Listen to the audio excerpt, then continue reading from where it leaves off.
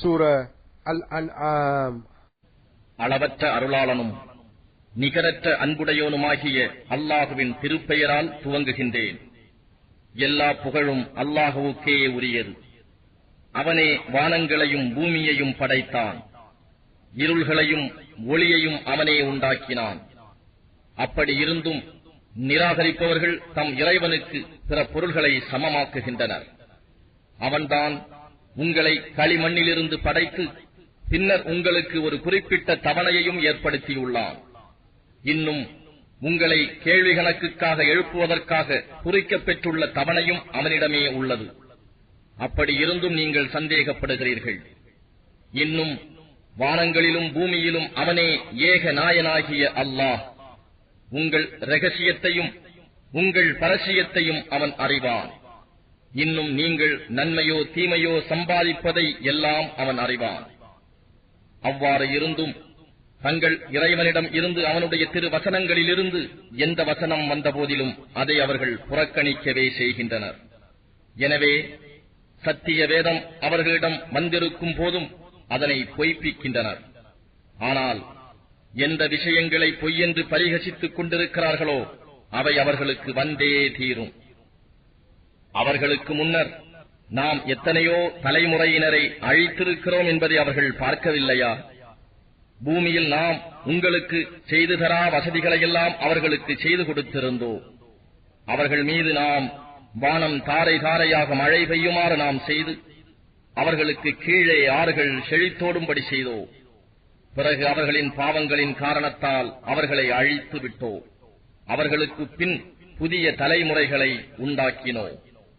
காகிதத்தில் எழுதப்பட்ட ஒரு வேதத்தையே நாம் உம்மீது இறக்கி வைத்து அதனை அவர்கள் தம் கைகளால் தொட்டு பார்த்த போதிலும் இது பகிரங்கமான சூன்யத்தை தவிர வேறு இல்லை என்று அந்நிராகரிப்போர் நிச்சயமாகச் சொல்லுவார்கள்.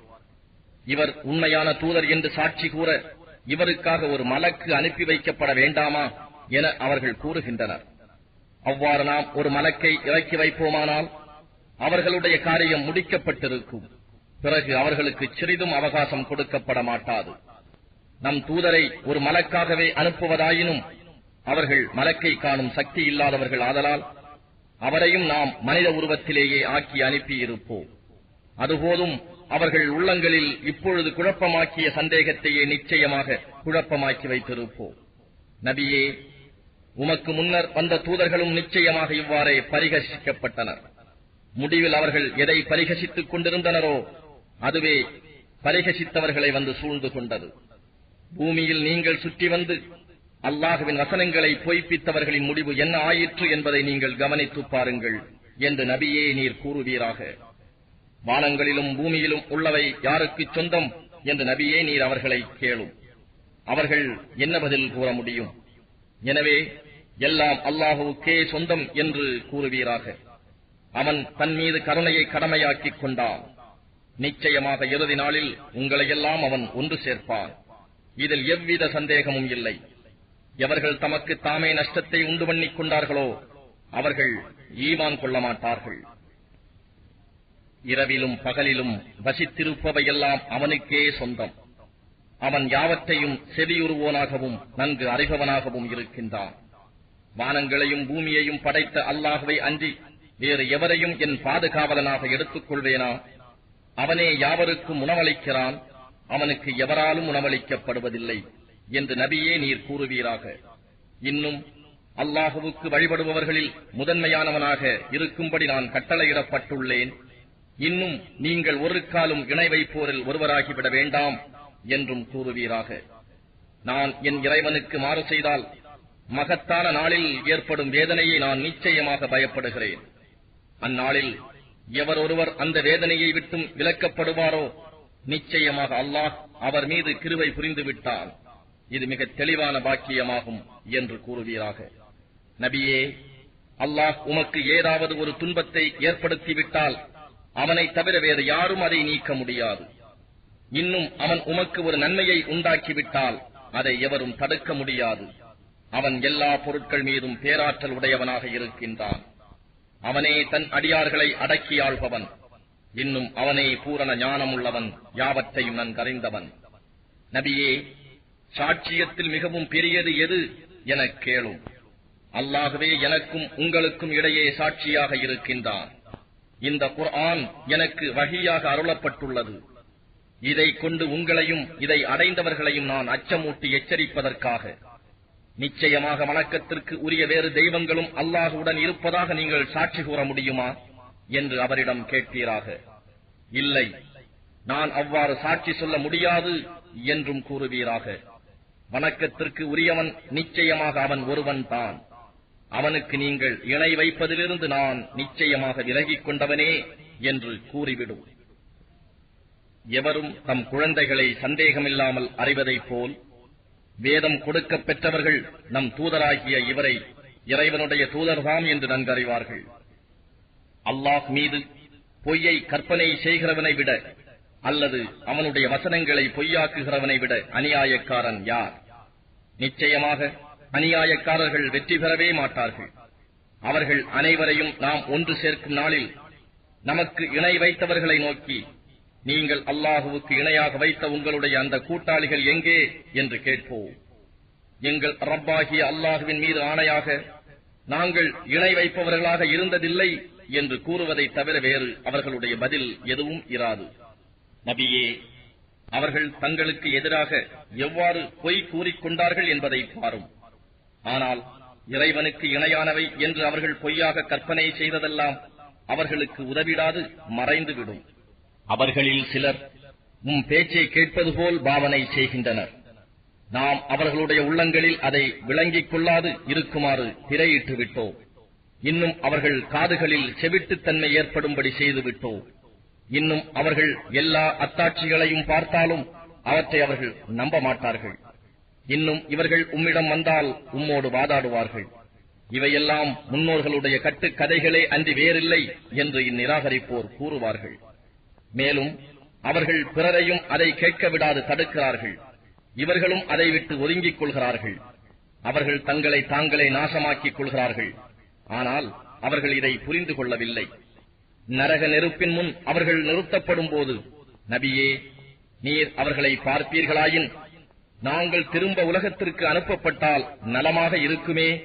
அப்பொழுது நாங்கள் எங்களின் இறைவனின் அத்தாட்சிகளை பொய்ப்பிக்க மாட்டோம், நாங்கள் மூமீன்களாக இருப்போம் என கூறுவதை காண்பீர். எனினும் எதை இவர்கள் முன்பு மறைத்திருந்தார்களோ அது இவர்களுக்கு வெளிப்பட்டு விட்டது. இவர்கள் உலகத்திற்கு திருப்பி அனுப்பப்பட்டாலும் எதை விட்டு அவர்கள் தடுக்கப்பட்டார்களோ அதற்கே அவர்கள் மீளுவார்கள். நிச்சயமாக அவர்கள் பொய்யர்களே. மேலும் இவ்வுலகத்தில் நாம் வாழ்ந்திருப்பதை தவிர அப்பால் மறுமை வாழ்வு என்று ஒன்றும் இல்லை. நாம் மரணத்திற்கு பின் மறுபடியும் எழுப்பப்பட மாட்டோம் என்றும் அவர்கள் கூறுகின்றனர். இவர்கள் உயிர்ப்பிக்கப்பட்டு இவர்களுடைய இறைவனின் முன் நிறுத்தப்படும் போது இவர்களை நீங்கள் காண்பீர்களாயின் அது சமயம் இறைவன் கேட்பான், இது உண்மையல்லவா என்று. ஆம், எங்களுடைய ரப்பின் மீது ஆணையாக மெய்தான் என்று இவர்கள் கூறுவார்கள். அப்போது நீங்கள் நிராகரித்துக் கொண்டிருந்ததன் காரணத்தால் வேதனையை அனுபவியுங்கள், ரப்பின் மீது ஆணையாக மெய்தான் என்று இவர்கள் கூறுவார்கள். அப்போது நீங்கள் நிராகரித்துக் கொண்டிருந்ததன் காரணத்தால் வேதனையை அனுபவியுங்கள் என்று அல்லாஹ் கூறுவான். ஆகவே மறுமை நாளில் அல்லாஹுவை சந்திப்பதை பொய் என்று கூறியவர்கள் நிச்சயமாக நஷ்டம் அடைந்தவர்களாகிவிட்டனர். அவர்களுக்கு திடுகூறாய் அந்த குறித்த விசாரணை காலம் வந்துவிட்டால் அவர்கள் தங்கள் பாவச் சுமைகளை தம் முதுகுகளின் மீது சுமந்தவர்களாக, நாங்கள் இப்படி காலம் வரும் என்பதை நம்பாமல் சிந்திக்காமல் இருந்ததற்காக எங்களுக்கு ஏற்பட்ட துன்பமே என்று கூறுவார்கள்.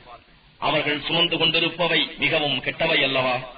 உலக வாழ்க்கை வீணும் விளையாட்டுமே அன்றி வேறில்லை. பயபக்தி உடையவர்களுக்கு நிச்சயமாக மறுமை வீடே மிகவும் மேலானதாகும். நீங்கள் இதை புரிந்து கொள்ள வேண்டாமா?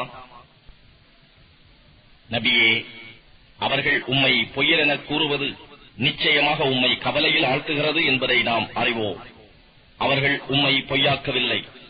ஆனால் இந்த அநியாயக்காரர்கள் அல்லாஹ்வின் வசனங்களை அல்லவா மறுத்துக் கொண்டிருக்கிறார்கள். உமக்கு முன் இருந்த நம் தூதர்களும் பொய்ப்பிக்கப்பட்டனர். அவர்களுக்கு நம் உதவி வரும் வரை தாம் பொய்ப்பிக்கப்பட்டதையும் துன்புறுத்தப்பட்டதையும் அவர்கள் பொறுத்துக் கொண்டனர். அல்லாஹ்வின் வாக்குகளை யாராலும் மாற்ற முடியாது. உங்களுக்கு முன் இருந்த தூதர்களின் இத்தகைய செய்திகள் உம்மிடம் வந்தே இருக்கின்றன. நபியே, அவர்களின் புறக்கணிப்பு உமக்கு பெரும் கஷ்டமாக இருந்தால் உம்மால் முடியுமானால் பூமியில் சுரங்கம் வைத்து அல்லது வானத்திலே ஓர் ஏணி வைத்து ஏறிச் சென்று அவர்கள் விருப்பப்படி ஓர் அத்தாட்சியை கொண்டு வாரும். அப்பொழுதும் அவர்கள் உம்மை நிராகரித்துக் கொண்டுதான் இருப்பார்கள். அன்றியும் அல்லாஹ் நாடினால் அவர்கள் அனைவரையும் நேர்வழியில் ஒன்று சேர்த்து விடுவான்.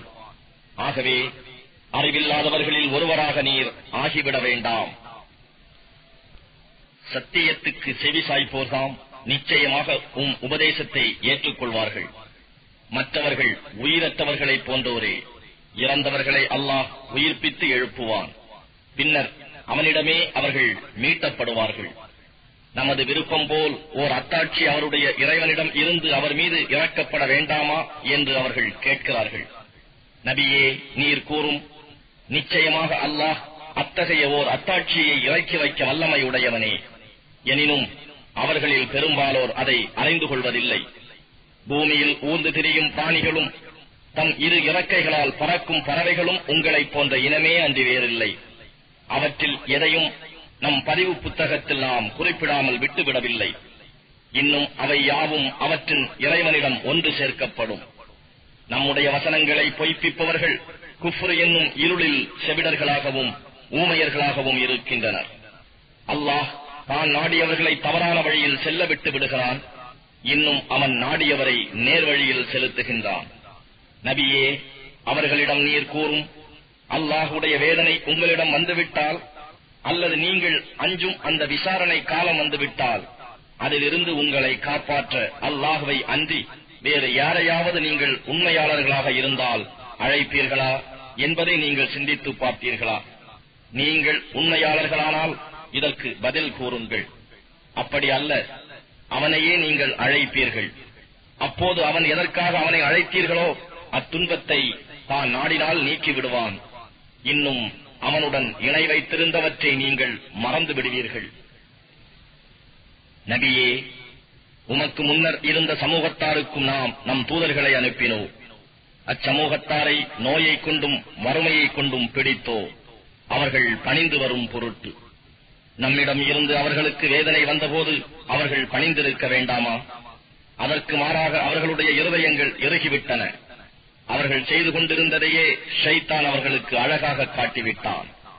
அவர்களுக்கு நினைவூட்டப்பட்ட நற்போதனைகளை அவர்கள் மறந்துவிட்ட போது அவர்களுக்கு முதலில் எல்லா பொருட்களின் வாயில்களையும் நாம் திறந்து விட்டோம்.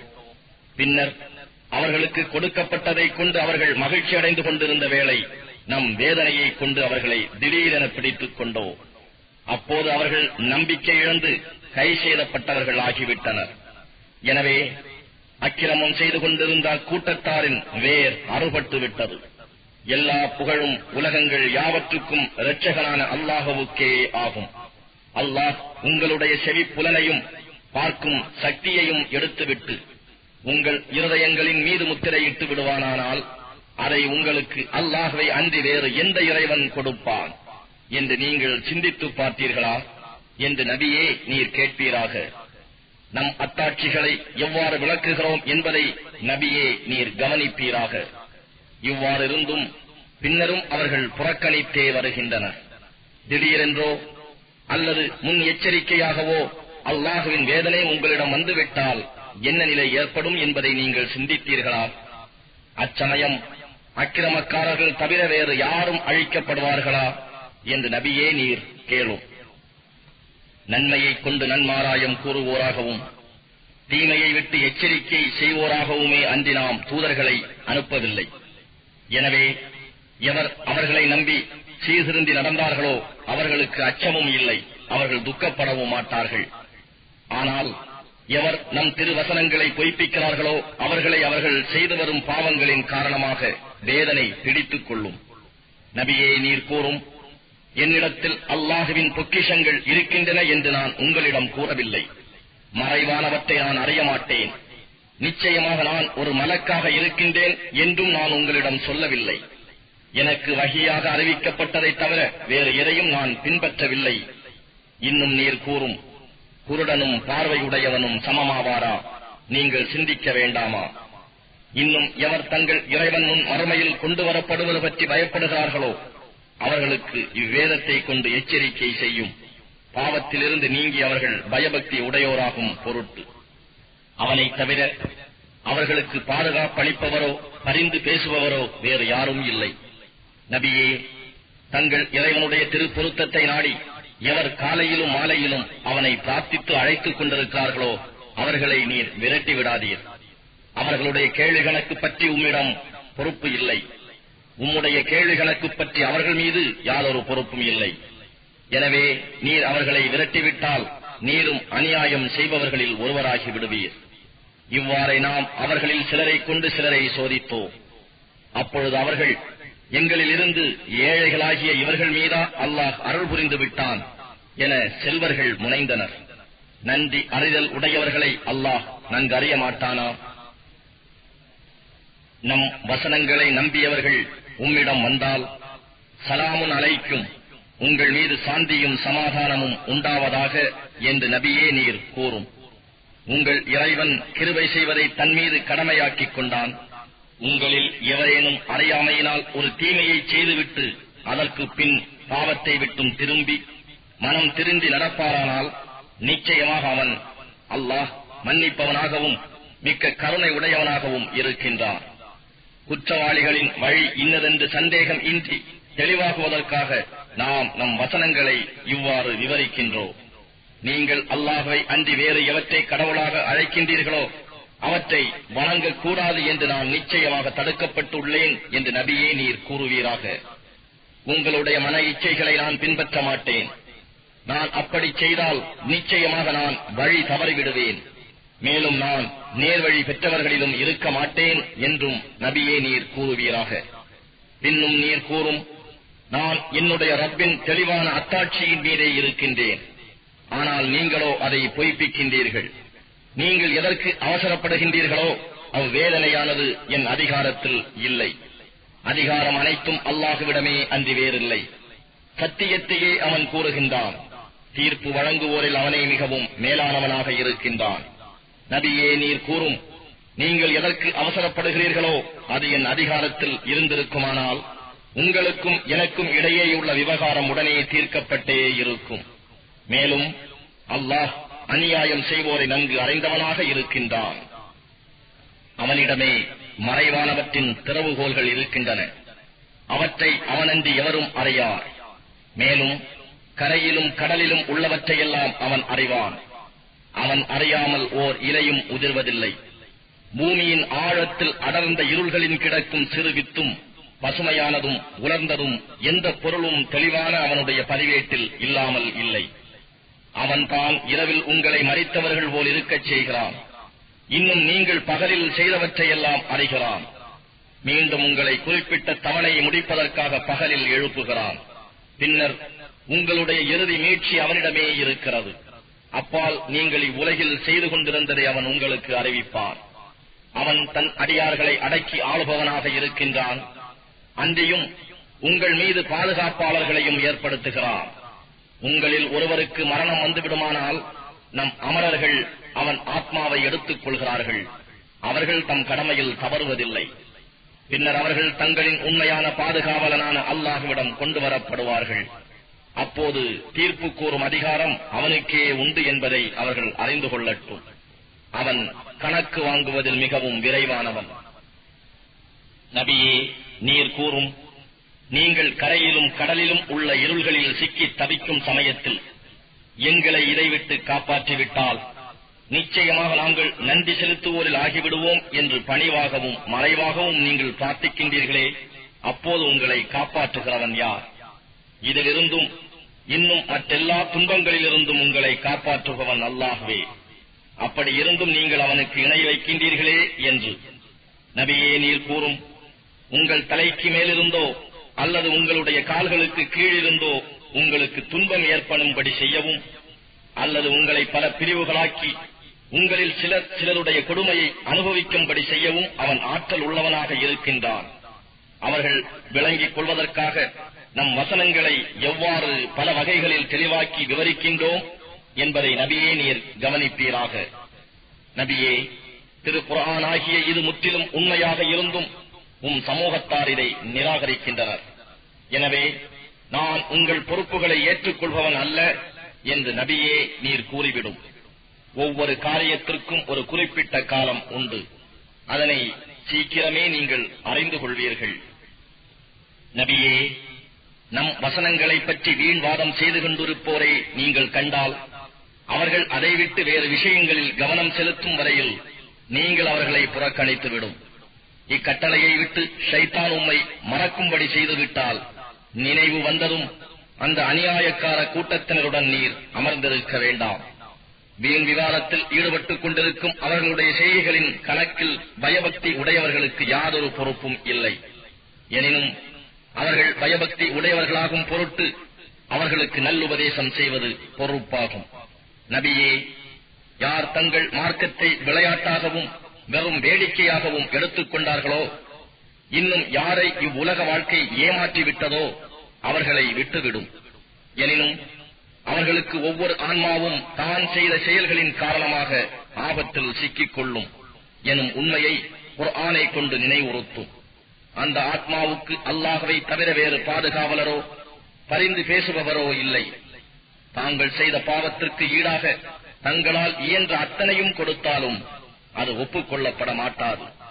இவர்கள் தாங்கள் செய்த செய்கைகளாலேயே தங்களை நாசமாக்கிக் கொண்டார்கள். இவர்கள் நிராகரித்துக் கொண்டிருந்த காரணத்தால் இவர்களுக்கு கொதிக்கும் நீரும் துன்புறுத்தும் வேதனையும் உண்டு. நபியே, நீர் கூறும், நமக்கு யாதொரு நன்மையும் தீமையும் செய்ய இயலாத அல்லாஹ் அல்லாதவற்றையா நாம் அழைப்போம்? அல்லாஹ் நமக்கு நேர்வழி காட்டிய பின்னரும் நாம் வழி தவறி நம் பின்புறமே திரும்பி விடுவோமா? அவ்வாறாயின் ஒருவனுக்கு நண்பர்கள் இருந்து அவனை அவர்கள் எங்களிடம் வந்துவிடு என நேர்வழி காட்டி அழைத்துக் கொண்டிருக்கும் போது ஷைத்தான் அவனை வழிதவறச் செய்து பூமியிலே தட்டழிந்து திரிகிறானே, அவனைப் போன்று ஆகிவிடுவோம். இன்னும் கூறும், நிச்சயமாக அல்லாஹ் காட்டும் நேர்வழியே நேர்வழியாகும். எல்லா உலகங்களுக்கும் இறைவனாகிய அல்லாஹுவுக்கே வழிபடுமாறு நாங்கள் ஏவப்பட்டுள்ளோம். அன்றியும் தொழுகையை நிலைநிறுத்தவும் அவனுக்கே அஞ்சி நடக்கவும் ஏவப்பட்டுள்ளோம். அவனிடம்தான் நீங்கள் ஒன்று சேர்க்கப்படுவீர்கள். அவன்தான் வானங்களையும் பூமியையும் உண்மையாகவே படைத்தான். அவன் ஆகுக என்று சொல்லும் நாளில் அது உடனே ஆகிவிடும். அவனுடைய வாக்கு உண்மையானது. எக்காலம் சூர் ஊதப்படும் நாளில் ஆட்சி அதிகாரம் அவனுடையதாகவே இருக்கும். அவன் மறைவானவற்றையும் பகிரங்கமானவற்றையும் அறிந்தவனாக இருக்கிறான். அவனே பூரண ஞானமுடையோன், யாவற்றையும் நன்கறிந்தோன். இப்ராஹிம் தம் தகப்பனார் ஆசரிடம், விக்கிரகங்களையா நீர் தெய்வங்களாக எடுத்துக் கொள்கிறீர்?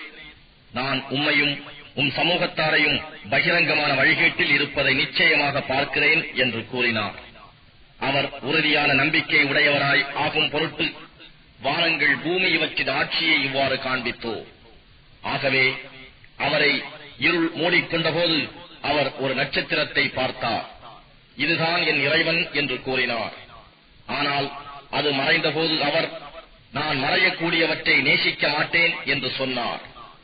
பின்னர் சந்திரன் பிரகாசத்துடன் உதயமாவதைக் கண்டு அவர், இதுவே என் இறைவன் என்று கூறினார்.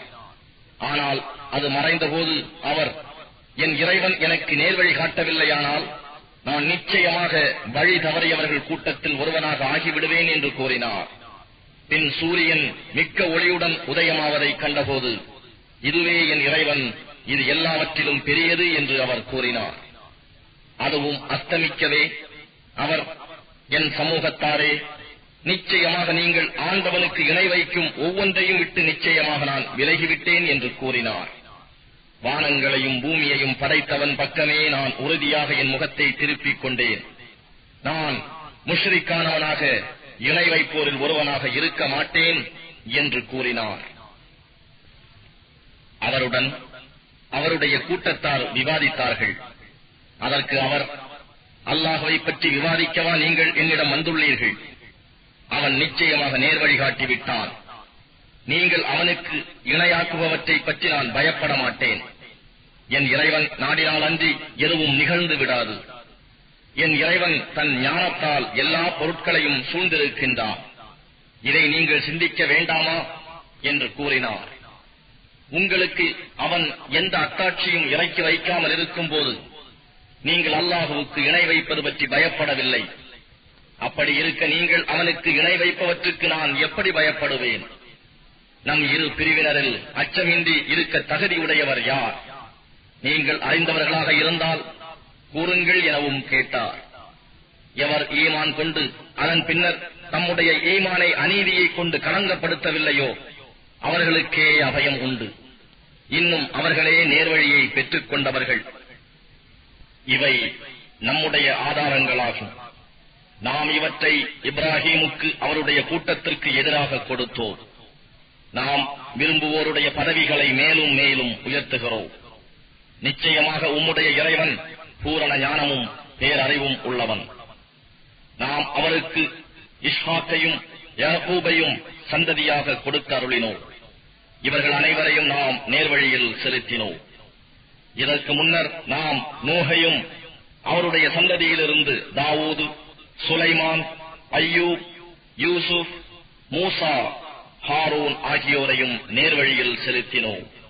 இப்படியே நாம் நன்மை புரிவோருக்கு நற்கூலி வழங்குகிறோம். இன்னும் ஜகரியா, யஹ்யா, ஈசா, இல்யாஸ் இவர்கள் யாவரும் நேர்வழி சார்ந்த சாலிகானவர்களில் நின்றும் உள்ளவர்களே. இன்னும் இஸ்மாயில், அல் எசௌ, யூனுஸ், லூத் இவர்கள் யாவரையும் உலகத்தில் உள்ள அனைவரிலும் மேன்மையாக்கினோ. இவர்களுடைய மூதாதையர்களில் இருந்தும் இவர்களுடைய சந்ததிகளில் இருந்தும் இவர்களுடைய சகோதரர்களில் இருந்தும் பலரை நாம் தேர்ந்தெடுத்து அவர்களை நேர்வழியில் செலுத்தினோம். இதுவே அல்லாஹுவின் நேர்வழியாகும். தன் அடியார்களில் அவன் யாரை விரும்புகிறானோ அவர்களை அதில் செலுத்துகிறான். பின்னர் அவர்கள் இணை வைப்பார்களானால் அவர்கள் செய்து வந்ததெல்லாம் அவர்களை விட்டு அழிந்துவிடும். இவர்களுக்குத்தான் நாம் வேதத்தையும் அதிகாரத்தையும் நபித்துவத்தையும் கொடுத்தோம். ஆகவே இவற்றை அவருடைய சந்ததியினர் நிராகரித்து விட்டால் இவற்றை நிராகரிக்காத மக்களை இவர்களுடைய இடத்தில் நாம் நிச்சயமாக நியமித்து விடுவோம். இவர்கள் யாவரையும் அல்லாஹ் நேர்வழியில் செலுத்தினான். ஆதலால் இவர்களுடைய நேர்வழியையே நீரும் பின்பற்றுவீர்களாக. இதற்காக நான் உங்களிடம் எவ்வித பிரதிபலனையும் கேட்கவில்லை. இது இக்குர்ஆன் உலக மக்கள் யாவருக்கும் நல் உபதேசமே அன்றி வேறில்லை என்றும் கூறுவீராக. இவர்கள் அல்லாஹுவின் மேன்மையை அறிய வேண்டிய முறையில் அறியவில்லை. ஏனெனில் அவர்கள் அல்லாஹ் எந்த ஒரு மனிதர் மீதும் எந்த வேதத்தையும் இறக்கவில்லை என்று கூறுகின்றனர். அவர்களிடத்தில் நீர் கூறும், பிரகாசமானதாகவும் மனிதர்களுக்கு வழிகாட்டியாகவும் மூசா கொண்டு வந்தாரே, அந்த வேதத்தை இறக்கியவர் யார்? அதனை நீங்கள் தனித்தனி ஏடுகளாக ஆக்கி அவற்றில் சிலவற்றை வெளிப்படுத்துகிறீர்கள், பெரும்பாலானவற்றை மறைத்தும் விடுகிறீர்கள். அவ்வேதத்தின் மூலமாகவே நீங்களும் உங்கள் மூதாதையர்களும் அறியாமல் இருந்தவையெல்லாம் கற்றுக் கொடுக்கப்பட்டீர்கள். நபியே, மேலும் நீர் கூறுவீராக, அல்லாஹ் தான் அதை இறக்கி வைத்தான். பின்பு அவர்களை தம் வீணான தர்க்கத்தில் விளையாடிக் கொண்டிருக்குமாறு விட்டு விடுவீராக. இந்த வேதம் நல்லாசிகளை கொண்டு வருவதாகவும் இதற்கு முன் வந்த வேதங்களை மெய்ப்படுத்துவதாகவும் நாம் இறக்கி வைத்துள்ளோம். இதை கொண்டு நீர் நகரங்களின் தாயாகிய மக்காவில் உள்ளவர்களையும் அதனை சுற்றி உள்ளவர்களையும் எச்சரிக்கை செய்வீர். எவர்கள் மறுமையை நம்புகிறார்களோ அவர்கள் இதை நம்புவார்கள். இன்னும் அவர்கள் தொழுகையை நியமமாக நிறைவேற்றி பேணி காப்பதில் நிலையாக இருப்பார்கள். அல்லாஹுவின் பொய் கற்பனை செய்பவன் அல்லது வஹியின் மூலம் தனக்கு ஒன்றுமே அறிவிக்கப்படாமல் இருக்க எனக்கு வஹி வந்தது என்று கூறுபவன், அல்லது அல்லாஹ் இறக்கி வைத்த இவ்வேதத்தை போல் நானும் இறக்கி வைப்பேன் என்று கூறுபவன் ஆகிய இவர்களை விட பெரிய அநியாயக்காரன் யார் இருக்க முடியும்? இந்த அநியாயக்காரர்கள் மரண வேதனையில் இருக்கும் போது நீங்கள் அவர்களை பார்த்தால் மலக்குகள் தம் கைகளை நீட்டி இவர்களிடம், உங்களுடைய உயிர்களை வெளியேற்றுங்கள், இன்றைய தினம் நீங்கள் இழிவு தரும் வேதனையை கூலியாக கொடுக்கப்படுவீர்கள், ஏனெனில் நீங்கள் உண்மையல்லாததை அல்லாஹுவின் மீது கூறிக்கொண்டிருந்தீர்கள். இன்னும் அவனுடைய வசனங்களை நம்பாது நிராகரித்து பெருமையடித்துக் கொண்டிருந்தீர்கள் என்று கூறுவதை நீர் காண்பீர். அன்றியும் மறுமையில் அல்லாஹ் இவர்களை நோக்கி, நாம் உங்களை முதல் முறையாக படைத்தோமே, அதுபோன்று நீங்கள் தனியே எதுவும் இல்லாமல் தனியே என்னிடம் வந்துவிட்டீர்கள். இன்னும் நாம் உங்களுக்கு அளித்தவற்றையெல்லாம் உங்கள் முதுகுகளுக்கு விட்டுவிட்டீர்கள். எவர்களை நீங்கள் உங்களுடைய கூட்டாளிகள் என்று எண்ணிக்கொண்டிருந்தீர்களோ, உங்களுக்கு பரிந்து பேசுவார்கள் என்று எண்ணிக்கொண்டிருந்தீர்களோ, அவர்களை நாம் உங்களுடன் இருப்பதை காணவில்லை. உங்களுக்கிடையே இருந்த தொடர்புகள் அறந்துவிட்டது. உங்களுடைய நம்பிக்கைகள் எல்லாம் தவறிவிட்டன என்று கூறுவான். அல்லாஹ்தான் வித்துகளையும் கொட்டைகளையும் வெடித்து முளைக்கச் செய்கிறான். இறந்தவற்றிலிருந்து உயிருள்ளவற்றையும் உயிருள்ளவற்றிலிருந்து இறந்தவற்றையும் அவனே வெளிப்படுத்துகிறான். அவனே அல்லாஹ். எனவே நீங்கள் அவனை விட்டு தப்பி எங்கே விரண்டோடுவீர்கள்? அவனே பொழுது விடியச் செய்பவன். நீங்கள் களைப்பாறை அமைதி பெற அவனே இரவையும் உண்டாக்கினார். காலக்கணக்கை அறிவதற்காக சூரியனையும் சந்திரனையும் உண்டாக்கினார். இவையாவும் வல்லமையில் மிகைத்தோனும் எல்லாம் அறிந்தோனுமாகிய இறைவனின் ஏற்பாடாகும். அவனே உங்களுக்காக நட்சத்திரங்களை உண்டாக்கினான். அவற்றை கொண்டு நீங்கள் கரையிலும் கடலிலும் உள்ள இருள்களில் நீங்கள் வழியறிந்து செல்கிறீர்கள். அறியக்கூடிய மக்களுக்கு நிச்சயமாக நம் வசனங்களை இவ்வாறு விவரிக்கின்றோம். உங்கள் அனைவரையும் ஒரே ஆத்மாவிலிருந்து உண்டாக்கி பின் உங்கள் தந்தையிடம் தங்க வைத்து பின்னர் கர்ப்பத்தில் ஒப்படைப்பவனும் அவனே. சிந்தித்து விளங்கிக் கொள்ளக்கூடிய மக்களுக்கு நிச்சயமாக நம் வசனங்களை விவரித்துள்ளோம். அவனே வானத்திலிருந்து மழையை இறக்கினான். அதை கொண்டு எல்லா வகையான புற்பூண்டுகளையும் நாம் வெளியாக்கினோம். அதிலிருந்து பச்சை தழைகளை வெளிப்படுத்தினோம்.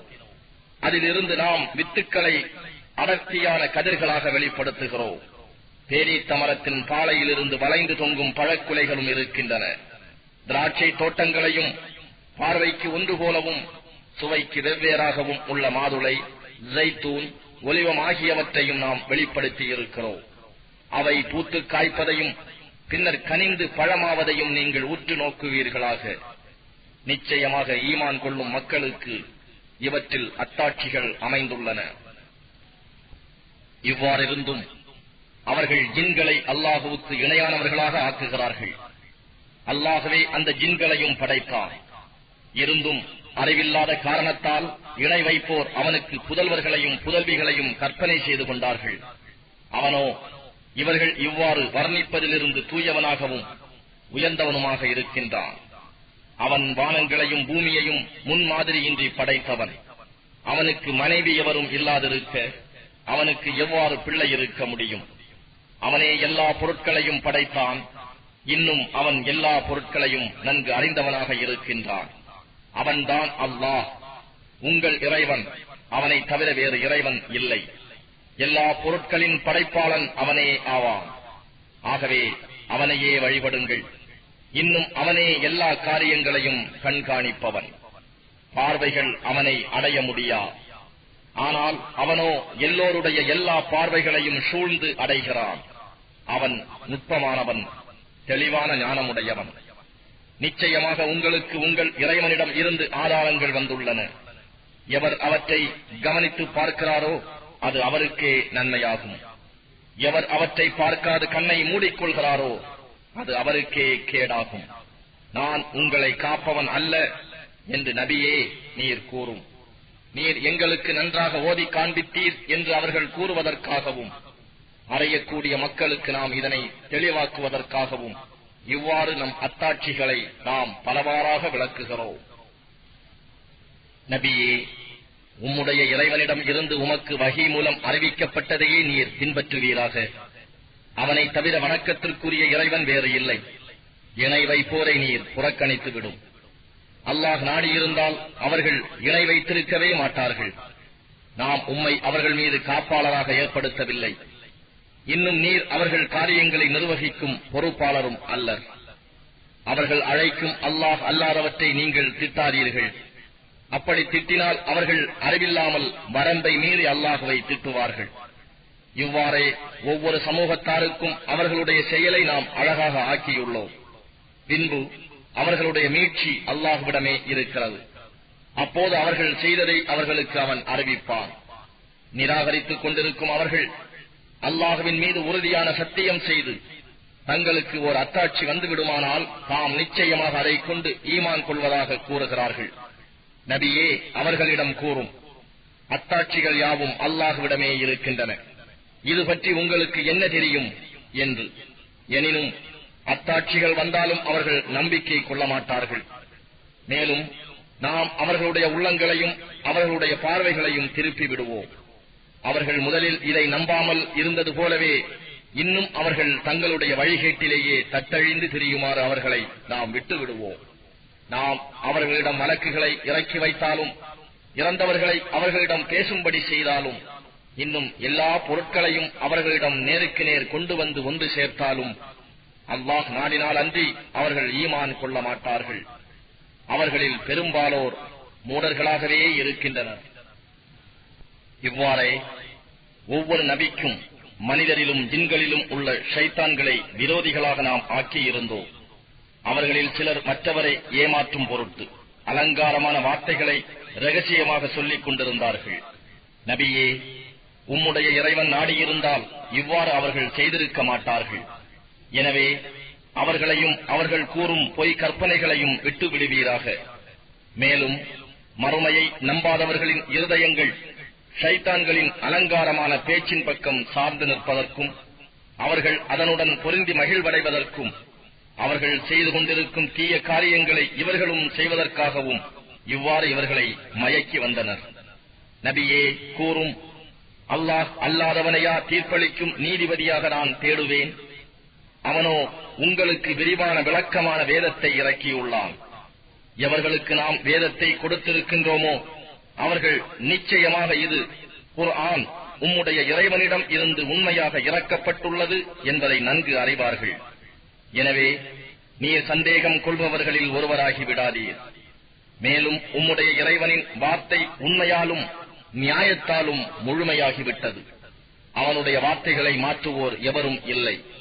அவன் எல்லாவற்றையும் கேட்பவனாகவும் யாவற்றையும் அறிபவனாகவும் இருக்கின்றான். பூமியில் உள்ளவர்களில் பெரும்பாலோரை நீர் பின்பற்றுவீரானால் அவர்கள் உம்மை அல்லாஹுவின் பாதையை விட்டு திருப்பி விடுவார்கள். ஆதாரமற்ற வெறும் யூகங்களைத்தான் அவர்கள் பின்பற்றுகிறார்கள். இன்னும் அவர்கள் பொய்யான கற்பனையிலேயே மூழ்கி கிடக்கிறார்கள்.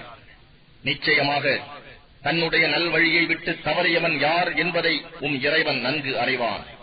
அவ்வாறே நல்வழியில் செல்பவர்கள் யார் என்பதையும் அவன் நன்கு அறிவான்.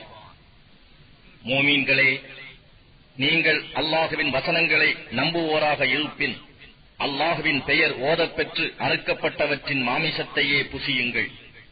அல்லாஹுவின் பெயர் கூறி உங்களுக்கு அனுமதிக்கப்பட்டவற்றில் அறுக்கப்பட்டதை நீங்கள் சாப்பிடாமல் இருக்க என்ன தடை இருக்கிறது? நீங்கள் நிர்பந்திக்கப்பட்டால் அன்றி சாப்பிட உங்களுக்கு விலக்கப்பட்டவை எவை என்பதை அல்லாஹ் விவரித்து கூறியுள்ளான். ஆனால் பெரும்பாலோர் அறியாமையின் காரணமாக தங்களுடைய மன இச்சைகளின் பிரகாரம் மனிதர்களை வழிகெடுக்கிறார்கள்.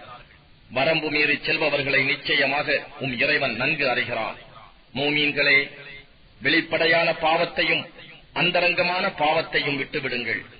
நிச்சயமாக எவர்கள் பாவத்தை சம்பாதிக்கின்றனரோ அவர்கள் சம்பாதித்தவற்றுக்கு தகுந்த கூலியை பெறுவார்கள். எதன் மீது அறுக்கும் போது அல்லாஹுவின் பெயர் கூறப்படவில்லையோ அதை புசியாதீர்கள், அது பாவமாகும்.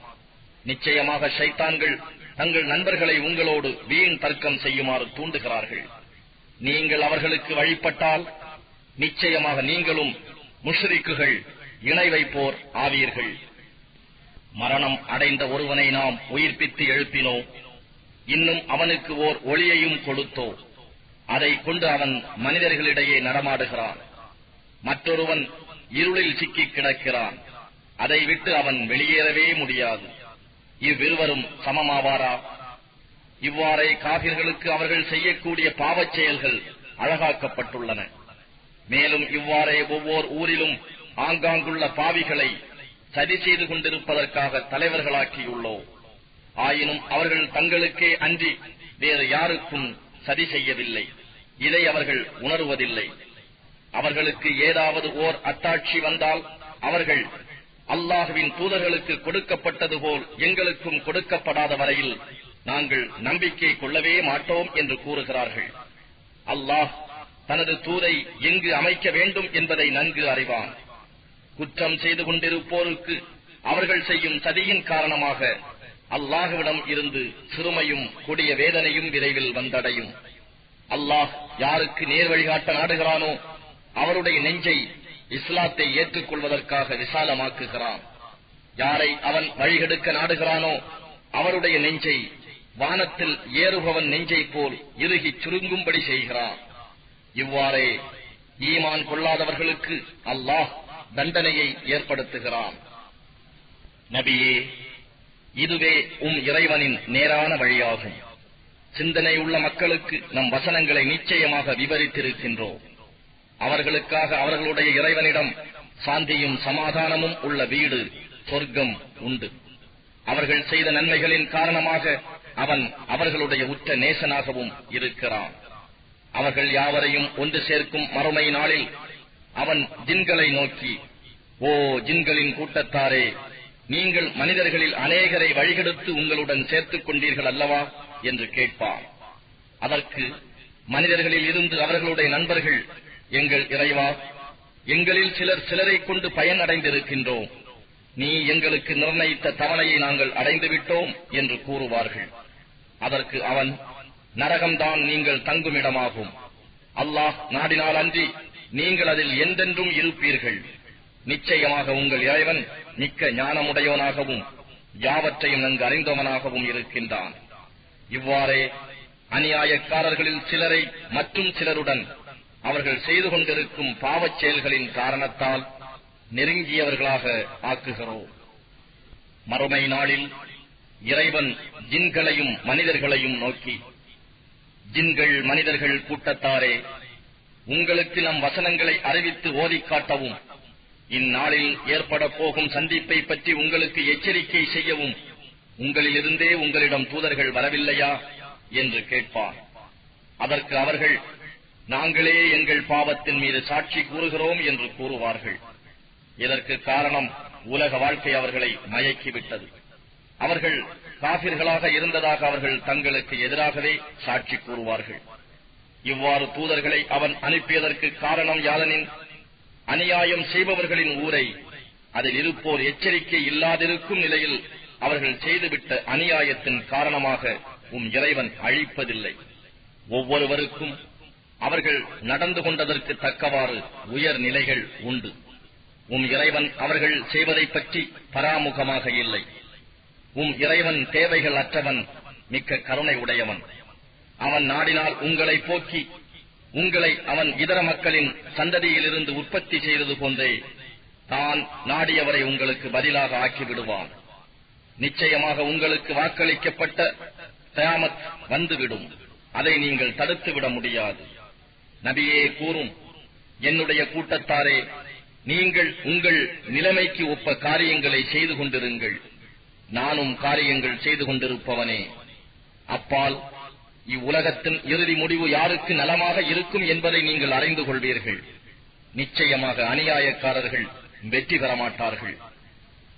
அல்லாஹ் உண்டாக்கிய விளைச்சலில் இருந்தும் கால்நடைகளில் இருந்தும் அல்லாஹுவுக்கு என ஒரு பாகத்தை ஏற்படுத்தினார்கள். இன்னும் அவர்களின் எண்ணப்படி இது அல்லாஹுவுக்கு என்றும் இது எங்களுடைய இணை தெய்வங்களுக்கு என்றும் சொல்கிறார்கள். அவர்கள் தங்கள் தெய்வங்களுக்கு என்று குறிப்பிட்ட பாகத்தில் எதுவும் அல்லாஹுவுக்கு சேர்வதில்லை. அல்லாஹுவுக்கு ஆகியிருப்பது அவர்கள் தெய்வங்களுக்கு சேரும் என்றும் சொல்கிறார்கள். அவர்கள் செய்யும் இம்முடிவு மிகவும் கெட்டதாகும். இவ்வாறே இணை வைப்போரில் பெரும்பாலோருக்கு அவர்களுடைய குழந்தைகளையே கொலை செய்வதை அவர்களுடைய தெய்வங்கள் அழகாக்கி வைத்துள்ளன. அவர்களை நாசப்படுத்தி அவர்களுடைய மார்க்கத்தையும் குழப்பத்தில் ஆக்கிவிட்டன.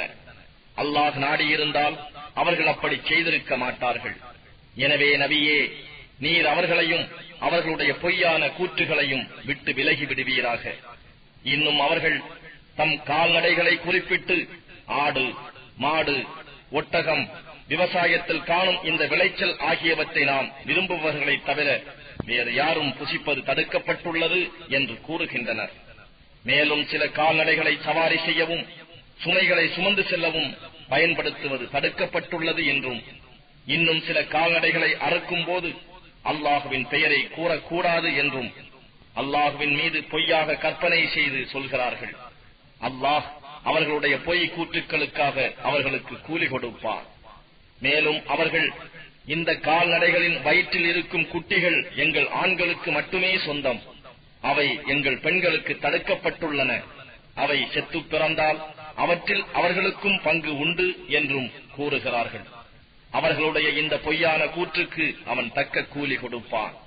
நிச்சயமாக அவன் பூரண ஞானமுடையோனும் யாவற்றையும் அறிந்தவனுமாக இருக்கின்றான். எவர்கள் அறிவில்லாமல் மூடத்தனமாக தம் குழந்தைகளை கொலை செய்தார்களோ, இன்னும் தங்களுக்கு அல்லாஹ் உண்ண அனுமதித்திருந்ததை அல்லாஹ்வின் மீது பொய் கூறி ஆகாது என்று தடுத்துக் கொண்டார்களோ, அவர்கள் நிச்சயமாக நஷ்டமடைந்து விட்டார்கள். அவர்கள் தீய வழியில் சென்று விட்டனர், ஒரு நேர்வழியில் நடப்பவர்களாக இல்லை. பந்தல்களில் படரவிடப்பட்ட கொடிகளும் படரவிடப்படா செடிகளும் பேரீத்த மரங்களும் உள்ள சோலைகளையும் புசிக்கத்தக்க விதவிதமான காய் கறி தானியங்களையும் ஒன்றுபோலும் வெவ்வேறாகவும் தோற்றமளிக்கும் ஜெய்தூன், ஒலிவம், மாதுளை ஆகியவற்றையும் அவனே படைத்தான். ஆகவே அவை பலனளித்தால் அவற்றின் பலனில் இருந்து புசியுங்கள். அவற்றை அறுவடை செய்யும் காலத்தில் அதற்குரிய கடமையான பாகத்தை கொடுத்து விடுங்கள். வீண் விரயம் செய்யாதீர்கள். நிச்சயமாக அவன் அல்லாஹ் வீண் விரயம் செய்பவர்களை நேசிப்பதில்லை. இன்னும் கால்நடைகளில் சில சுமை சுமப்பதற்கும் சில உணவுக்காகவும் உள்ளன. அல்லாஹ் உங்களுக்கு அளித்ததிலிருந்து உண்ணுங்கள். நீங்கள் ஷைத்தானின் அடிச்சுவடுகளை பின்பற்றாதீர்கள். நிச்சயமாக அவன் உங்களுக்கு பகிரங்கமான பகைவனாவான். நபியே, அம்மக்களிடம் கால்நடைகளில் 8 வகைகள் உள்ளன. செம்மறியாட்டில் ஆண் பெண் 2 வகை, வெள்ளாட்டில் ஆண் பெண் 2 வகை. அவன் அல்லாஹ் ஆண் 2ஐயும் ஹராமாக்கி விட்டானா, அல்லது பெட்டை 2ஐயும் ஹராமாக்கி விட்டானா, அல்லது அவ் 2 வகைகளிலும் உள்ள பெண்களின் கர்ப்பங்களில் உள்ளவற்றையா அவன் தடுத்திருக்கின்றான்? நீங்கள் உண்மை கூறுபவர்களாக இருந்தால் இதனை ஆதாரத்துடன் எனக்கு அறிவியுங்கள் என்று கேட்பீராக. இன்னும் ஒட்டகையில் ஆண் பெண் 2 வகை, மாட்டிலும் பசு காளை 2 வகை உண்டு. இவ்2 வகையில் உள்ள ஆண்களையா அல்லது பெட்டைகளையா, அல்லது இவ்2 வகையில் உள்ள பெட்டைகளின் கர்ப்பங்களில் உள்ளவற்றையா இறைவன் தடுத்திருக்கின்றான்?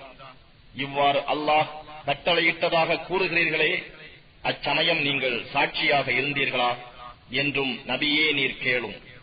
மக்களை வழிகெடுப்பதற்காக அறிவில்லாமல் அல்லாஹுவின் மீது பொய் கற்பனை செய்பவனை விட அதிக அநியாயக்காரன் யார்? நிச்சயமாக அல்லாஹ் இத்தகைய அநியாயக்கார கூட்டத்தினருக்கு நேர்வழி காட்ட மாட்டான். நபியே, நீர் கூறும், உண்பவர்கள் புசிக்கக்கூடியவற்றில் எதுவும் தடுக்கப்பட்டதாக எனக்கு வஹி மூலம் அறிவிக்கப்பட்டதில் நான் காணவில்லை.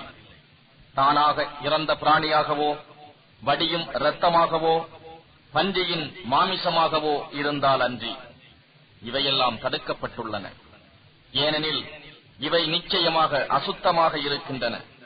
அல்லது அல்லாஹ் அல்லாதவற்றின் பெயர் சொல்லி அறுக்கப்பட்ட பிராணிகளில் இருந்தாலன்றி அதுவும் தடுக்கப்பட்டுள்ளது. ஆனால் எவரேனும் நிர்பந்திக்கப்பட்டு வரம்பை மீறாமலும் பாவம் செய்ய நினைக்காமலும் புசித்துவிட்டால் அவர் மீது குற்றமாகாது. ஏனெனில் நிச்சயமாக உங்கள் இறைவன் மிக்க மன்னிப்போனாகவும் பெருங்கருணை உடையோனாகவும் இருக்கின்றான். நகத்தை உடைய அனைத்தையும் யூதர்களுக்கு நாம் ஹராமாக்கி இருந்தோம். ஆடு, மாடு ஆகியவற்றில் அவற்றின் முதுகுகளிலோ அல்லது வயிறுகளிலோ அல்லது எலும்புகளுடன் கலந்தோ இருக்கும் கொழுப்பை தவிர மற்ற அவற்றின் கொழுப்பையும் ஹராமாக்கினோம். அவர்கள் வேண்டும் என்றே மாறு செய்ததற்கு கூலி கொடுத்தோம். நிச்சயமாக நாம் தான் மெய் கூறுகிறோம். நபியே, இவர்கள் உம்மை பொய்ப்பிப்பார்களானால் உங்களுடைய இறைவன் விசாலமான கருணை உடையவன்தான். எனினும் குற்றம் செய்த கூட்டத்தாரை விட்டு அவன் தண்டனை தடுக்கப்பட மாட்டாது. அல்லாஹுவுக்கு இணை வைக்கும் முஷ்ரிக்குகள் அல்லாஹ் நாடியிருந்தால் நாங்களும் எங்கள் மூதாதையர்களும் இணை வைத்திருக்க மாட்டோம். நாங்கள் எந்த பொருளையும் எங்கள் விருப்பப்படி ஹராமாக்கி இருக்கவும் மாட்டோம் என்று கூறுவார்கள். இப்படித்தான் இவர்களுக்கு முன் இருந்தவர்களும் நமது தண்டனையை அனுபவிக்கும் வரை பொய்ப்பித்துக் கொண்டிருந்தார்கள். ஆகவே அவர்களை நோக்கி, இதற்கு உங்களிடம் ஏதாவது ஆதாரம் உண்டா? இருந்தால் அதை எமக்கு வெளிப்படுத்துங்கள். உங்களுடைய வீணான எண்ணங்களை தவிர வேறு எதையும் நீங்கள் பின்பற்றவில்லை. நீங்கள் பொய்வாதமே புரிகின்றீர்கள் என்று நபியே நீர் கூறும். நிரப்பமான அத்தாட்சி ஹுஜ்ஜத்துல் பாலிகா அல்லாஹ்விடமே உள்ளது. அவன் நாடியிருந்தால் உங்கள் யாவரையும் அவன் நல்வழியில் செலுத்தி இருப்பான் என்று கூறும். நிச்சயமாக அல்லாஹ்தான் இதனை ஹராமாக்கினான் என சாட்சி சொல்லக்கூடிய உங்கள் சாட்சிகளை கொண்டு வாருங்கள் என்று கூறும். அவர்கள் சாட்சிகளை கொண்டு வந்தால் அவர்கள் பொய்யராகவே இருப்பர். அவர்களுடன் சேர்ந்து சாட்சி சொல்ல வேண்டாம். நம் வசனங்களை பொய்ப்பிக்கின்றவர்கள், மறுமையை நம்பாதவர்கள் ஆகியோரின் வீணான மன இச்சைகளை நீர் பின்பற்ற வேண்டாம். ஏனெனில் அவர்கள்தாம் தங்கள் இறைவனுக்கு பல தெய்வங்களை இணையாக்குகின்றனர். வாருங்கள், உங்கள் இறைவன் உங்கள் மீது விலக்கி இருப்பவற்றையும் ஏவி இருப்பவற்றையும் நான் ஓதி காண்பிக்கிறேன். எப்பொருளையும் அவனுக்கு இணையாக வைக்காதீர்கள். பெற்றோர்களுக்கு நன்மை செய்யுங்கள். வறுமைக்கு பயந்து உங்கள் குழந்தைகளை கொல்லாதீர்கள். ஏனெனில் உங்களுக்கும் அவர்களுக்கும் நாமே உணவளிக்கின்றோம். மானக்கேடான செயல்களின் பக்கம் வெளிப்படையாகவோ இரகசியமாகவோ நெருங்காதீர்கள். அல்லாஹ் தடுத்துள்ள எந்த ஓர் ஆத்மாவையும் நியாயமானதற்கு அல்லாமல் கொலை செய்யாதீர்கள். இவற்றை நீங்கள் உணர்ந்து கொள்வதற்காக இறைவன் உங்களுக்கு இவ்வாறு போதிக்கிறார். அனாதையின் பொருளின் பக்கம் அவன் பிராயத்தை அடையும் வரையில் அழகான முறையிலின்றி நீங்கள் நெருங்காதீர்கள். அளவையும் நிறுவையையும் நீதத்தை கொண்டு நிரப்பமாக்குங்கள். நாம் எந்த ஆத்மாவையும் அதனால் தாங்கிக் கொள்ள முடியாத அளவு நாம் கஷ்டப்படுத்துவதில்லை. நீங்கள் எதை பேசினாலும் அதனால் பாதிக்கப்படுபவர் நெருங்கிய உறவினராக இருந்த போதிலும் நியாயமே பேசுங்கள். அல்லாஹுவுக்கு நீங்கள் கொடுத்த உறுதிமொழியை நிறைவேற்றுங்கள். நீங்கள் நினைவு கூர்ந்து நடந்து கொள்ளும் பொருட்டே அல்லாஹ் உங்களுக்கு இவ்வாறு போதிக்கிறார். நிச்சயமாக இதுவே என்னுடைய நேரான வழியாகும். ஆகவே இதனையே பின்பற்றுங்கள். இதர வழிகளை நீங்கள் பின்பற்ற வேண்டாம். அவை உங்களை அவனுடைய வழியை விட்டு பிரித்துவிடும். நீங்கள் நேர்வழியை பின்பற்றி பயபக்தி உடையவர்களாக இருப்பதற்கு இவ்வாறு அவன் உங்களுக்கு போதிக்கிறான். நன்மை செய்பவர்களின் மீது நமது அருளை பூர்த்தியாக்கும் பொருட்டு பின்னர் மூசாவுக்கு நாம் ஒரு வேதத்தை கொடுத்தோம். அதில் ஒவ்வொரு விஷயமும் தெளிவாக விவரிக்கப்பட்டுள்ளது. அது நேர்வழியாகவும் அருளாகவும் இருக்கிறது.